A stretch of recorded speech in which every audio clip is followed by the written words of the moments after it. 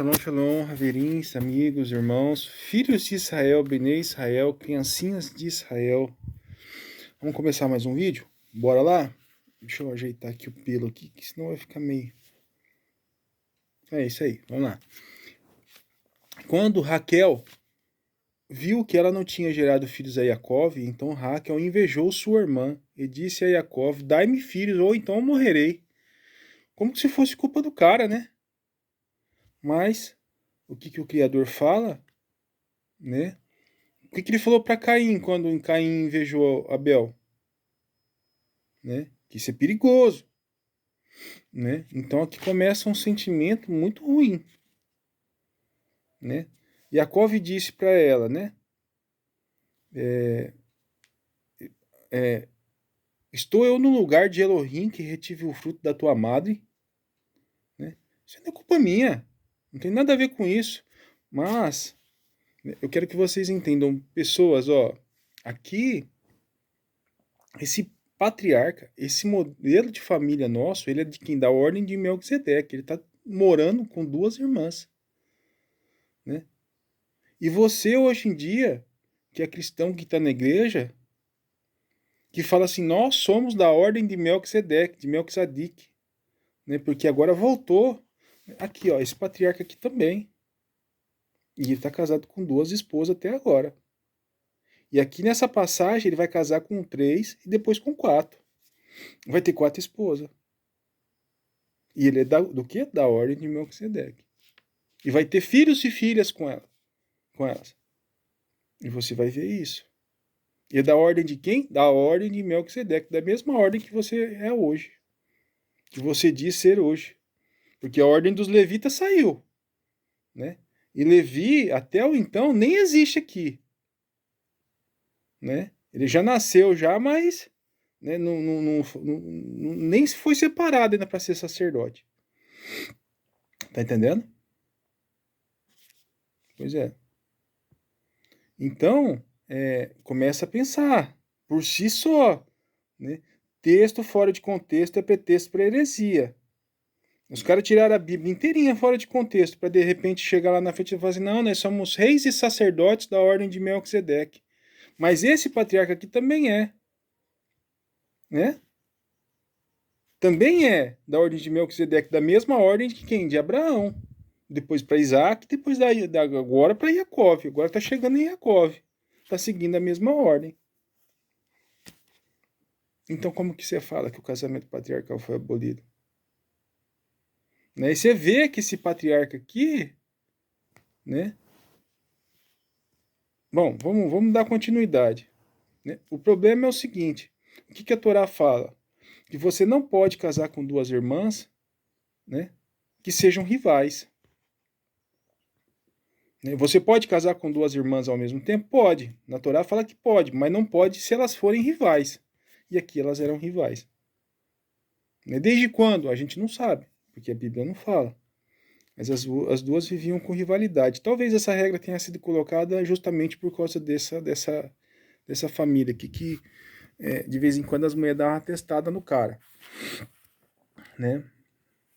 Vamos lá. Dai-me filhos, ou então morrerei. E a raiva de Jacob se acendeu contra Raquel. E ele disse, estou eu no lugar de Elohim que retive de ti o fruto da madre? Então ela disse, eis aqui minha criada, Bilá. Esteja com ela, e que ela gere sobre os meus joelhos, para que também possa ter filhos por intermédio dela. Aqui o nosso patriarca, ele já não vai ter mais 2 esposas, ele vai ter 3, entende? Né? E aí através dela ele vai ter mais filhos. Filhos e filhas. Então o propósito do casamento sempre foi o quê? Filhos, no plural. Né? Aí você chega numa comunidade israelita, eu quero ter mais esposa, mas você está evitando filho com a sua que você já tem, guerreiro? Esquece. Ninguém vai deixar. Né? E ainda vão tentar te mandar embora. Se você abrir a boca para falar uma besteira dessa. Né? Se nego souber que você está evitando filho e está tentando casar com outra mulher. Né? Você está entendendo? Porque já é um pouco né? Você não está pensando é, é, é, nos mandamentos do Criador. Você está pensando no quê? No seu próprio desejo, em seguir sua própria vontade da carne. Você não está aqui por causa dos mandamentos do Criador. Né? Entendeu? Então, basicamente é isso. Né? Israelita não fala contra a Torá. Se você chegar e falar assim, eu quero me casar porque eu quero ter muitos filhos e filhas, aí o pessoal, provavelmente, né, se você tiver condição de sustentar todas as suas esposas, né, se você tiver meios, né, ninguém vai falar nada. Pelo contrário, vão até incentivar mais. E se sua mulher concordar também, que vê que não vai dar problema, né, a mulher que você já tem, né, se ela já tiver com a cabeça funcionando do jeito que a Torá manda, né, você e ela com a cabeça funcionando do jeito que a Torá manda, aí não tem problema nenhum, guerreiro. Tá? Ninguém vai impedir, não. Bom, e a raiva de Yaakov se acendeu. Opa, desculpa. Então, a Raquel deu Bilá, e essa Bilá é a mesma que Reuven, né, o filho primogênito de Israel, de Jacó, se deitou com ela, essa Bilá aqui. Né? Então ele se assentou em cima da cama do pai, e por isso perdeu a primogenitura. Tá? E ele deu a Bilá, e ela deu a ele a Bilá, sua criada, para ser sua esposa. Era concubina? Não, era esposa. Né? Então, como é que é o casamento israelita? Primeiro, né, tem um contrato de casamento que é mais ou menos como se fosse o noivado, né, nos dias de hoje. Mas a partir do momento que você assinou o contratozinho de casamento, ele já está casado. Lembra lá de Miriam e a Rousseff? Eles não tinham consumado o casamento ainda, mas falavam que ela era o quê? Esposa de quem? De José, não é? Assinou o contrato de casamento, a Ketuvá, né? Você já está casado. Só falta o quê? A consumação, que é duas partes o casamento. O Nicium e o Eruzim. Né? Então, tipo assim, tem um noivado, né? Que já está casado, se assinou, tem testemunha, tem tudo, tá noivo, tá casado, guerreiro. Né? Ah, mas nós não consumamos o casamento ainda. Não importa, você está casado, ponto final. Né? Você só não. Então o pessoal hoje em dia eles gastam duas vezes. Gasta para fazer o noivado, depois gasta para fazer o casamento. Tá errado. São loucos. Já tá casado, meu irmão. Você fez o noivado, já casou. Tá entendendo? Aí depois vem o que? A consumação. Né? A consumação é separado, ninguém precisa saber. Os dois se juntam lá e consumam a união. É assim que é o modo de casamento israelita. E, tipo assim, quem entra primeiro é a noiva, não é o noivo. Né? Que nem no caso do Machia, da parábola das 10 virgens. A noiva fica esperando. Né? E não o noivo. Né?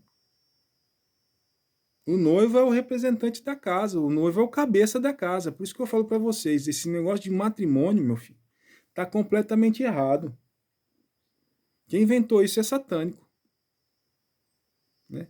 O matrimônio, o próprio nome já fala, é a matriarca que manda. E o casamento que o Criador instituiu é o quê? O patriarcado. Cara, você pode falar isso tanto que for para mim, nunca minha opinião vai mudar. Tá? Por quê? Porque não é lógico, né, o homem ser a cauda da casa. Mas as mulheres falam assim, sabe como é que é, né, meu irmão? Se eu deixar as coisas na mão do meu marido, né, as coisas vai tudo de Vasco. Pois é, irmã, é o seguinte, as coisas estão indo de Vasco justamente por quê? Porque você não está deixando o Criador falar com o seu marido. Ele escuta sempre a sua voz primeiro, ao invés de escutar a voz do Criador. Aí, quando as coisas dão errado, você sempre joga a culpa nele. Sendo que você não deixa ele escutar a voz do Criador. É por isso que vocês não prosperam dentro de casa. Por quê? Porque você que é a cabeça da casa, irmão. Né? E aí vocês não estão indo bem justamente por quê? Porque você tomou a frente. Né? Não adianta vir falar assim, mas nos dias de hoje as coisas não são assim. É justamente desse jeito, irmão. Tá? Você podou os níveis de testosterona do seu marido. Né? Agora ele não se sente mais digno, né, de liderar. Todo homem é o líder da sua própria casa. Mas esse posto foi tomado dele. Né? Fica à vontade, se você quiser continuar fazendo desse jeito, vai, tipo assim, não tem problema. Vai dar certo? Não sei, talvez quando um ladrão entrar dentro da sua casa, seu marido vai se esconder debaixo da cama e vai deixar você para enfrentar o bandido, já que você é líder da casa. Tá entendendo? Desculpa falar, mas essa aqui é a verdade. Então a verdade tem que ser ouvida. Né? E você pode fazer um bico de pato desse tamanho, que não tem problema. Você não vai acertar as contas comigo, você vai acertar as contas com o Criador, porque foi ele que inventou as regras, não foi eu. Eu só estou ensinando do jeito que os israelitas vivem. Eu quero fazer parte da comunidade de Israel. Se você chegar com esse tipo de atitude aqui, de não deixar o seu marido liderar, não dá bom. Bom, vamos lá. Vamos lá.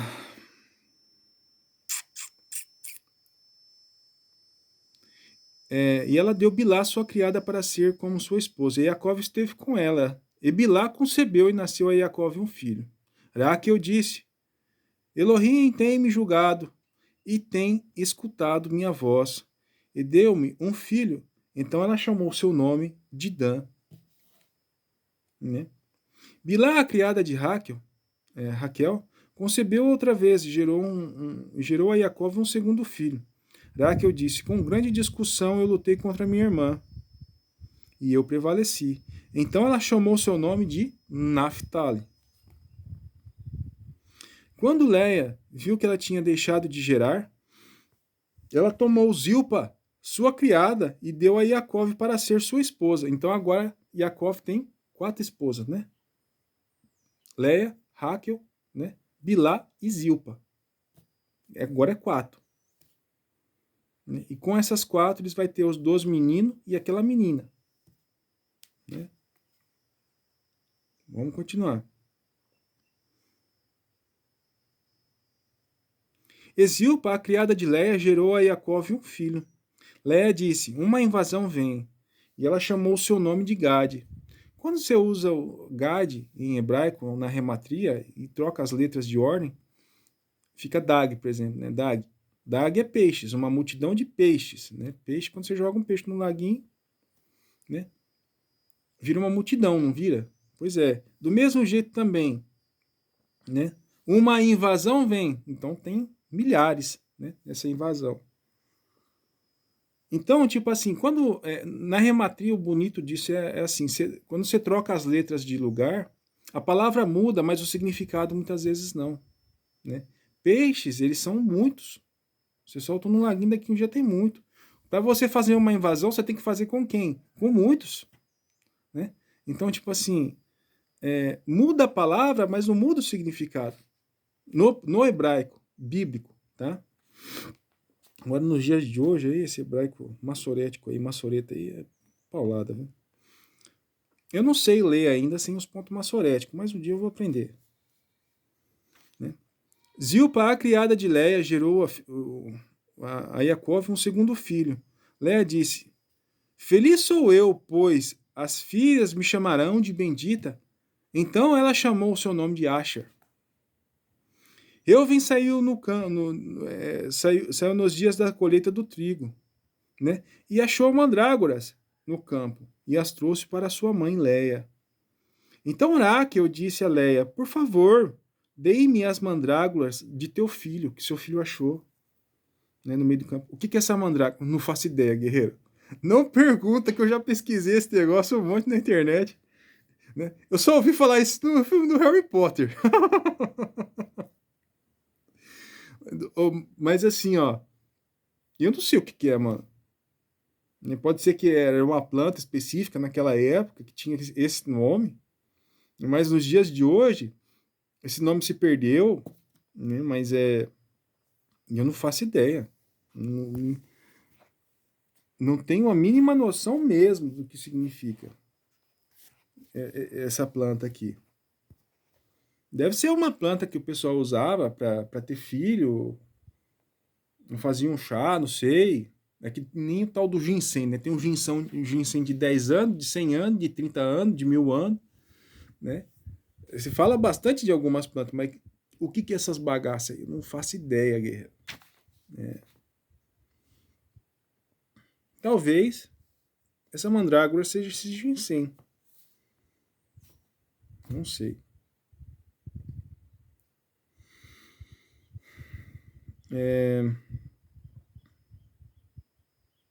Então Raquel disse: Por favor, dê-me as mandrágoras de teu filho. Leia disse: Não achas pouco, visto que tu tomaste o meu marido? E tu também agora tomaria as mandrágoras de meu filho, né? Então ela disse: Então eu deixo que ele se deite contigo hoje à noite, em troca das mandrágoras do teu filho. Vai vendo o que ela fala depois. Leia, né? Leia fala: E Jacó, vindo do campo, Leia saiu ao encontrar e disse: Tu tens que entrar em mim, porque eu seguramente te arrendei com as mandrágoras de meu filho. Ela foi lá e arrendou o marido dela para passar a noite com ela. Isso é certo, né? Bom, ó, vamos supor, se é combinado entre as duas, mas o marido é arrendado. É estranho, né? Mas já que elas combinaram para não ter discussão, né, só segue o fluxo, guerreiro. Porque pelo menos não teve briga, né? Então, mas eu certamente te arrendei, né? Para você estar comigo hoje à noite. É bonito o jeito de falar, né? Mas parece que é um objeto o homem, né? Objetifica o homem, né? E elas queriam ter filho mais do que tudo, né? Na cabeça delas, porque o que acontece, pessoal? Como é que funciona a cabeça de uma mulher israelita? A pessoa que não tinha filho era vista, era mal vista pelo povo, né? Como que se não fosse bendita, ou que se fosse, de certa forma, amaldiçoada. Então as mulheres eram, ou que não iam dar continuidade na espécie. Então, qual que é o objetivo da mulher? O objetivo da mulher primário é o que? Gerar, né? Então você pode ver, quando as filhas de Lot, né, acontece a destruição de Sodoma e Gomorra, elas pensam assim, pô, não sobrou homem nenhum, né? Como que a gente vai ter filho? Como que a gente vai continuar a descendência de nosso pai? Ó a cabeça das mulheres. Então, para elas, aquilo ali era uma maldição. Na cabeça de todas essas mulheres aqui, não ter filho é uma maldição. E Raquel tá amaldiçoada. Que nem Sara, né? Sara fala assim, pô, eu fiz de tudo nessa terra, mas eu não, a única coisa que eu não fiz foi ter filho. Né? A cabeça da mulher pira. Né? Sara foi ter filho com 90 anos de idade, pô. Né? Então imagina a cabeça dela naquela época. Eu falei assim, eu não fui bendita. Eu não estou deixando uma descendência, eu não estou deixando isso. Até que o Iarro abriu a madre dela para quê? Para ela gerar filho. A mesma coisa também foi com Rebeca. Rebeca, depois de muitos anos, foi gerar Isaac. Foi gerar Isaac. Né? Isaac foi ser pai, né, com 80 anos de idade. Né? Raquel, Rebeca tinha o quê? Uns 40, talvez. Né? Mas tanto a Sara quanto a Rebeca, né, e quanto a Raquel, todas elas eram o quê? Estéreis. Até que o Criador pegou e abriu o ventre delas para elas poderem gerar. Né? Mas na cultura, né, israelita, a mulher que não tem filho, ela é como se fosse uma inútil. Né? Por quê? Porque a única função dela, basicamente, uma delas é essa, e ela não pode fazer a principal delas, que é essa. Né? Então, não ter filhos é como se fosse E hoje em dia essa mulherada fala assim, não vou ter filho não, eu quero ter um corpo bonito pelo resto da vida. Rapaz, a mulher israelita não pensa desse jeito de forma alguma. Ela fala assim, quanto mais filho eu tiver, mais bendito eu vou ser. Que nem Leia aqui, né? Porque bendito, ela deu até o nome do filho dela do quê? Né? De bendito, né? Tá entendendo? Então, as mulheres israelitas, na cabeça delas, sempre vai pensar em o quê? Vou frutificar, quanto mais filho eu tiver, melhor. E tipo assim, muitas vezes, o que acontece? O que o Estado tá fazendo? Ah, o moço, ó, a gente não pode fazer parto normal, não. Vamos fazer cesárea. Mas cesárea, meu irmão, você só pode fazer 3 vezes. Tá entendendo? Então, no máximo que você vai ter de filho é 3. Né? Você lembra lá que Faraó, o rei do Egito, jogava os meninos no rio Nilo para afogá-los? Ele queria evitar que os israelitas se multiplicassem. É a mesma coisa que está acontecendo nos dias de hoje. O que o faraó, né, os governantes do mundo estão fazendo hoje em dia? Né, tentando fazer com que a gente evite ter filho. Do mesmo jeito também o Egito, né? O Egito, imagina que o faraó são os governantes do mundo e o Egito como se fossem as nações. As nações do mundo todo estão querendo fazer com que você não tenha filho. É por isso que tem camisinha, pílula do dia seguinte, método anticoncepcional, né? DIU, né? Estão fazendo de tudo, meu irmão. Estão dando até isso de graça. Ah, vai lá no carnaval lá, faz a festa da carne, significa carnaval, né? Olha só, carnaval, festa do quê? Da carne, né? Vai lá e transa com 4, 5, 6, né? Mas usa camisinha. É desse jeito que é pra ser, meu irmão? Imagina a mulher como se fosse um vaso e alguém vai lá e planta uma semente. E essa semente vai virar uma planta, vai frutificar. A mulher, a obrigação dela é essa. Né? Ela receber essa semente. Tá entendendo? E ela gerar o quê? Frutos. Frutos. Frutos para quem? Pro marido dela. Então, na cabeça do homem israelita, o que é o importante para ele? O mais importante é o quê? Ter filho, cara. Né? Quanto mais, melhor. Por quê? Porque os filhos são as bênçãos de Elohim, Elohayah. Tá entendendo? Quanto mais ele tiver, quanto mais fruto as esposas dele gerar, né? Mais bendito ele é aos olhos do Criador. Porque Yahweh me abençoou. Quando você vai ter gado, você não quer ter o máximo possível, quanto mais as suas novilhas geram, né? Seja de cabra, ou de vaca, ou né? Ou de ovelha. Você, quanto mais elas têm filhotes, mais você não fica feliz. É a mesma coisa com relação ao Criador. Quanto mais filhos nós temos, né? Mais ele fica feliz.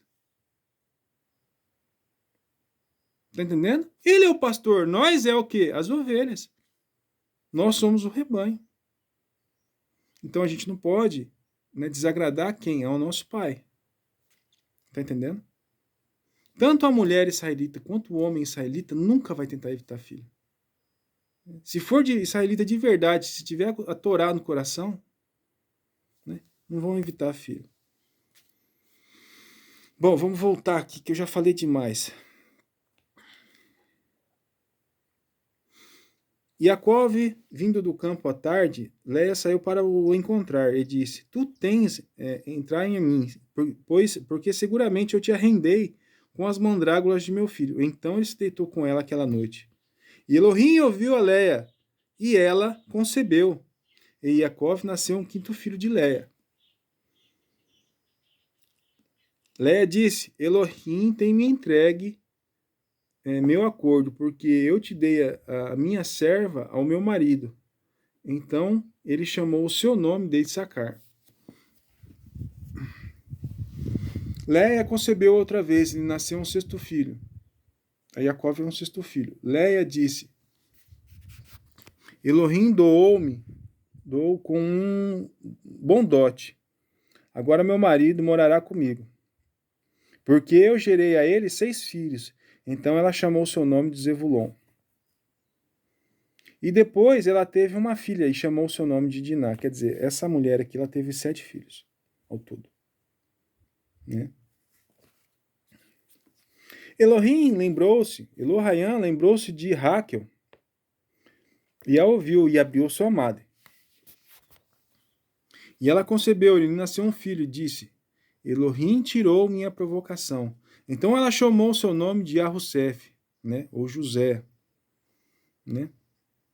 Marca aí que o filho dessa mulher Raquel aqui, ele tem o Criador vai fazer um plano com ele, um plano de salvação com ele.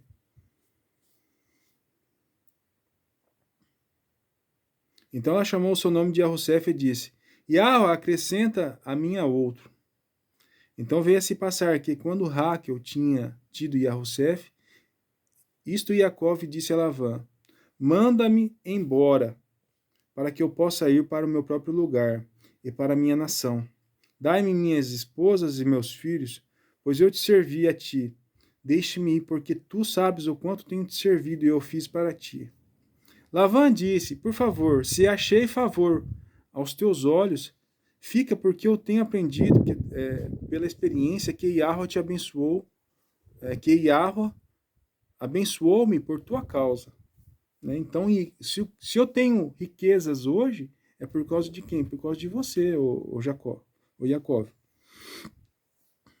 E ele disse: designa-me o teu salário, e eu darei. E ele disse: Tu sabes como teu rebanho, tu sabes que eu tenho lhe servido, e como teu rebanho estava comigo. Porque era poucos o que tu tinha antes de eu chegar, e foi ampliado por uma multidão. E Yahweh tem abençoado desde a minha chegada. Então agora, quando eu trabalhei por minha própria casa também, ele disse: O que eu te darei? E Jacó disse: Tu tens que me dar qualquer coisa. Eu novamente apacentarei e guardarei o teu rebanho, se tu fizeres isto por mim.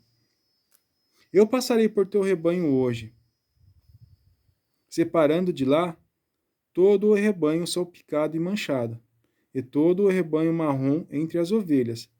E o manchado e o salpicado entre as cabras, este será o meu salário. Assim deverá a minha justiça responder futuramente por mim.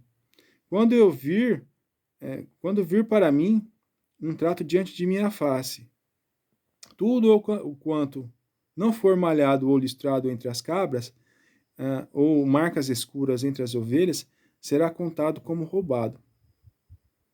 Né? Então, tipo assim, para que ninguém fique falando depois, né? Ah, esse animal que foi roubado. Não, por quê? Porque cada um tinha uma raça. Né? Lavã disse: Quem me dera estar de acordo com as tuas palavras. E ele separou naqueles dias os bodes, que eram pintados e listrados, e todas as cabras, que eram malhadas e listradas, e tudo o que tinha brancura neles, e todas as com manchas escuras entre as ovelhas. E os deu nas mãos de seus filhos. Né? Quer dizer, Lavã deu uma despertão aqui, né? Tentou enganar Jacó, né? Ele tirou da presença do rapaz, né, os animais que ele ia separar para ele. E ele colocou a 3 dias de viagem entre Jacó. E Jacó os alimentou o restante do rebanho de Lavã. Jacó tomou 3 varas verdes de álamo e de Razel, a árvore de castanheira, e a circuncidou com um círculo com riscas brancas, e fez o branco que estava nas varas aparecer. Então ele colocou as varas Então ele colocou as varas que tinham descascado diante do rebanho nas valas e nos coxos de água, onde os rebanhos vinham beber. pois eles concebiam quando vinham beber água. E os rebanhos conceberam diante das varas. E os que pareciam, e o que aparecia eram animais dos rebanhos pintados, emalhados e listrados. Quer dizer, eram os animais que Iacov precisava. Né? E Iacov separou os cordeiros e os colocou as faces do rebanho em direção aos animais listrados. E a todos os com manchas escuras no rebanho de Lavã. E ele formou o seu próprio rebanho por meio de outro. E não os misturava com o Lavã. Quer dizer, Jacó tinha o entendimento de como fazer com que os animais ficassem listrados e malhados, né?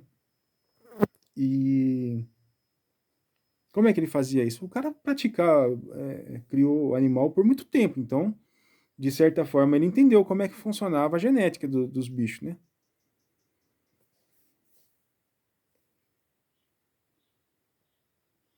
E se passou o quê? Sempre que o gado mais forte concebia, Iacov colocava as varas diante dos seus olhos deste rebanho, e nas valas. Então eles podiam conceber entre as valas. Mas quando o rebanho era fraco, ele não colocava as varas neles. Assim, os mais fracos eram de Lavã e de Iacov os mais fortes.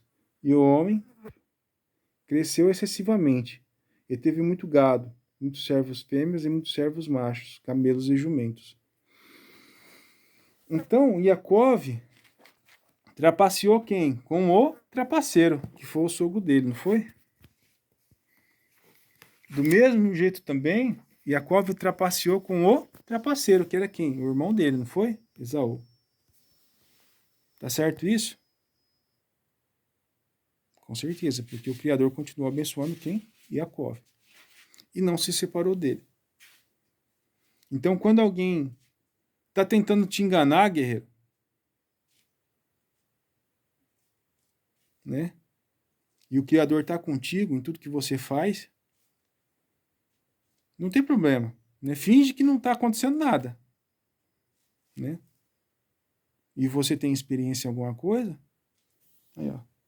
O exemplo está aí, ó. Né? O Lavan pegou o rebanho inteiro, né? Deu na mão dos filhos, do rebanho que era para ser do Jacó, grande parte dele, entregou na mão dos filhos e falou assim, ó, vai em 3 dias de viagem longe daqui. Né? Para quê? Para que senão Jacó se vê esse rebanho aí, vai querer pegar os animais daí. E esse animal aí é forte, é bom. Né? Olha a ideia do cara, mano. Deu 3 dias de distância. Aí Jacó foi lá separar os bichinhos, nós só tinha os bichinhos fraquinhos, né? Aí só que daí Jacó viu que o cara tava com maldade e falou assim, já que é desse jeito, né? Será que ele sabe mais do que eu? Vamos fazer com que o meu gado fique forte e o dele fique fraco. Né? E aí ele começou. E começou a juntar bens. Né? E o Criador foi com ele em tudo que ele fazia. Tá vendo? Aí no final ali, quando a gente for ler o 31, você vai ver que o tal do Lavan vai falar que, vai dar a entender que Jacó roubou ele. Que as filhas são meus, os netos são meus, né? Que o rebanho que você tem é meu. Olha a ideia do cara, mano. O cara trabalhou para ele quase de graça a vida toda. Né?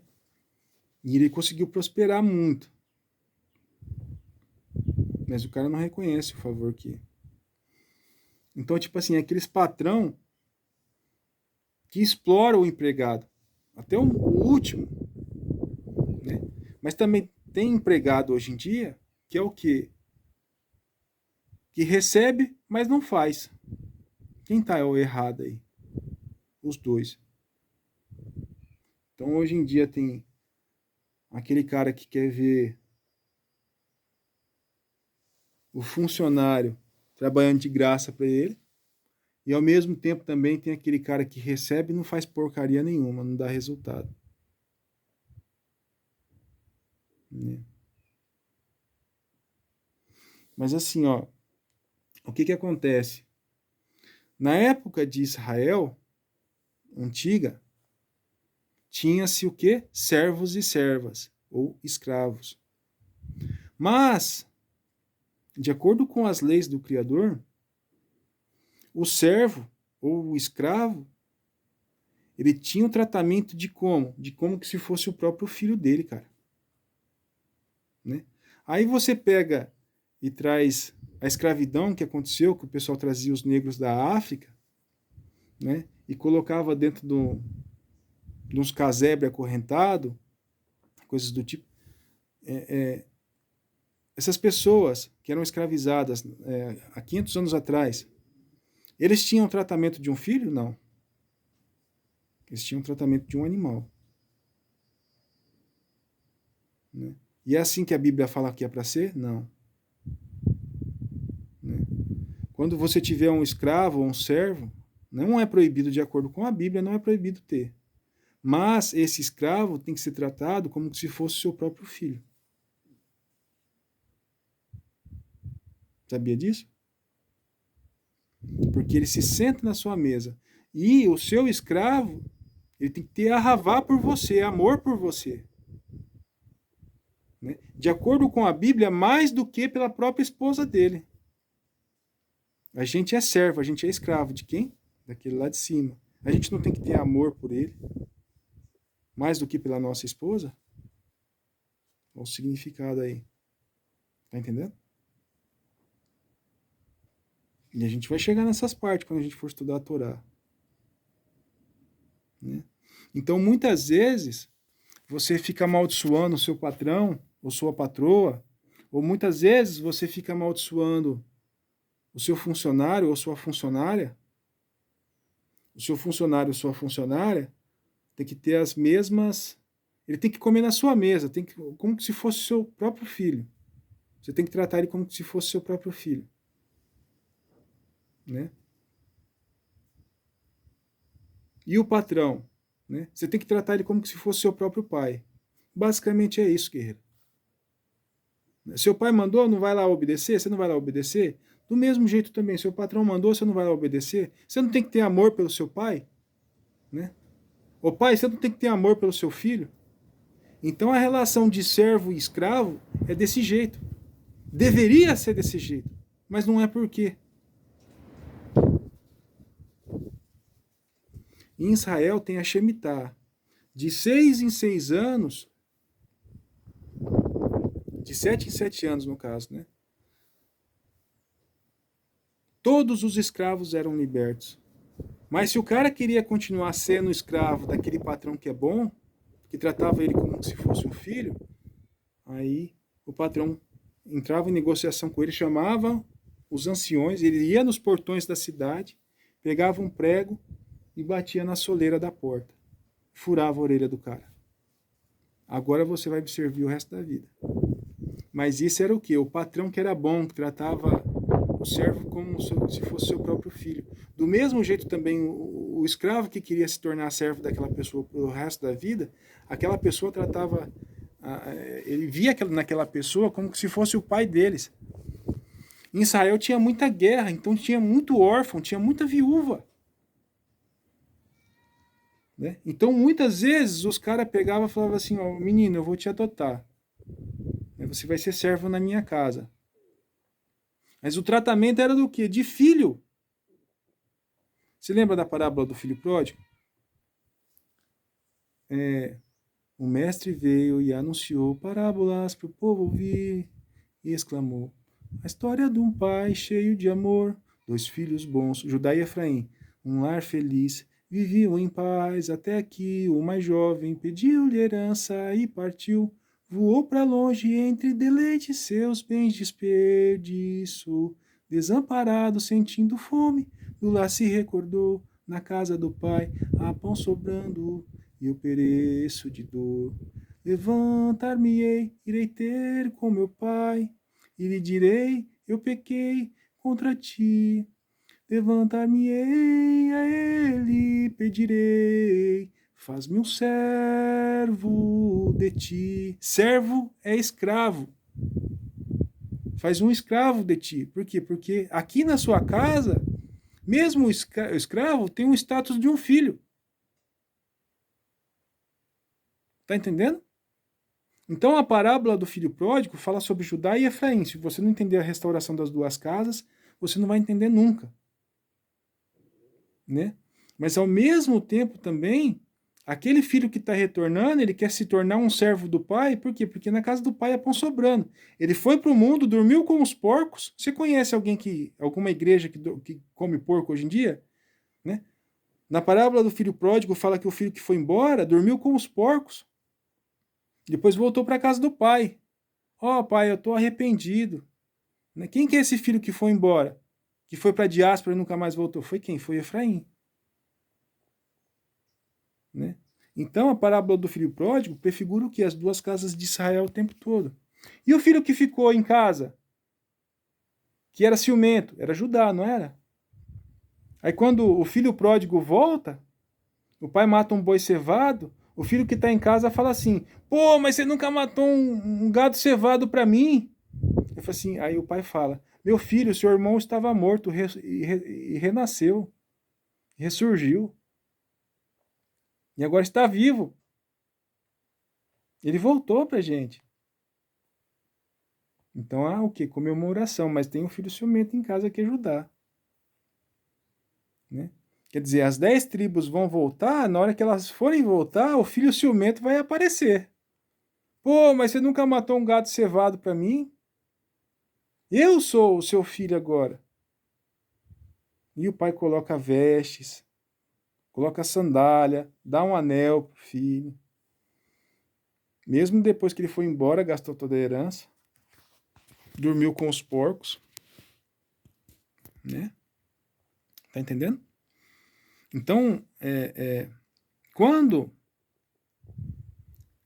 as esposas de Jacó aqui, elas dão sua serva Bilá e Zilpa, elas estavam dando quem? As suas irmãs. Né? Entendeu? Então, tem uma conotação de como se fosse irmã. Né? Então, não era 2 irmãs, era, bem dizer, como se fosse 4 irmãs ali. Né? Cada uma tinha uma serva, né? Entendeu? Bom, então acho que eu já falei demais, já com 42 minutos, pô. A gente vai ficando por aqui, a gente vai deixar você refletir e meditar nessa palavra. Né?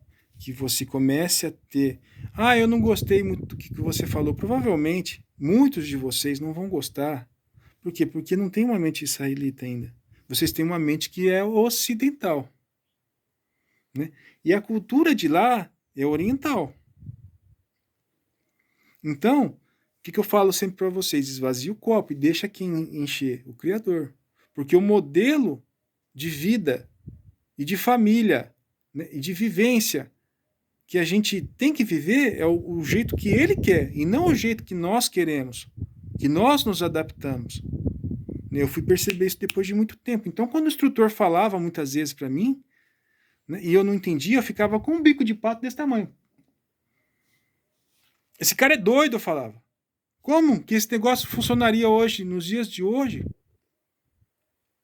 Né? Esse cara é maluco, mas só que eu só vou entender as coisas que ele falava nos estudos que estavam mais para frente. Tá entendendo? Eu tive paciência, eu sentei minha bunda na cadeira e fiquei. Quando eu tentava sair, o Urua falava assim, senta aí e fica quieto. Aprende. Chamar, ouve. Você vai ficar aí escutando aí por vários anos, para depois você ensinar. Então eu sentei a bunda na cadeirinha lá e fiquei escutando. Só que as coisas que eu não entendia, que eu fazia bico de pata aí para... Né? Que eu fazia biquinho quando eu achava que o instrutor estava ensinando alguma coisa de errado. Quando ele falava, eu falava assim, esse cara é maluco, mano. Eu imediatamente já pensava isso. Mas aí ele continuava os estudos. Uns 2, 3, 4 vídeos para frente, ou talvez uns 10 vídeos para frente, numa paraxá na frente, né, eu ia lá e entendia. Ah, era por esse motivo era assim? Né? E vocês estão começando a perceber isso. Que cada significado de cada coisa que o Criador manda, né, tem um significado maior por trás. E que é por isso que o Criador fez as coisas desta forma. Por causa dos significados ocultos que estão lá atrás. E você vai aprender bastante desses significados. Aí você fala assim, a Torá foi abolida. Foi? Você não entende o significado oculto que tem por trás disso? Era o quê? Proteção. Zelo, carinho, amor. Era esse o significado, muitas vezes, por trás de quê? De todos os mandamentos. O Criador deu uma promessa: crescer e multiplicar-vos, que nem as estrelas do céu, as areias na praia, uma multidão de peixes. Não foi? Mas ao mesmo tempo também que ele deu a promessa da multiplicação, ele deu o quê? Os mandamentos para proteger o quê? Justamente esta multiplicação. Por quê? Porque senão o povo morria com facilidade. Ele perecia, ele caía nas próprias armadilhas que eles criavam. Para os outros, não, para eles mesmos.